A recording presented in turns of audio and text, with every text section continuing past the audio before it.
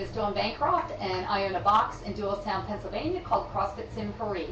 I got involved in CrossFit by my son, who's in the Navy.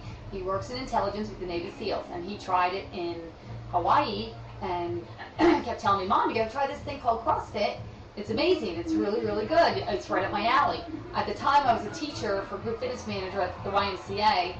And when I finally, 5 months later, got around to trying CrossFit, I was floored. I thought, oh my God, this is incredible. This is so good. I let all my certifications lapse, from spinning instructor to Pilates instructor to body shaping, all the stuff that you do at your regular everyday Globo gym. I opened up my own CrossFit box called CrossFit Sim Paris, which means no equal, and that comes from Army Special Ops.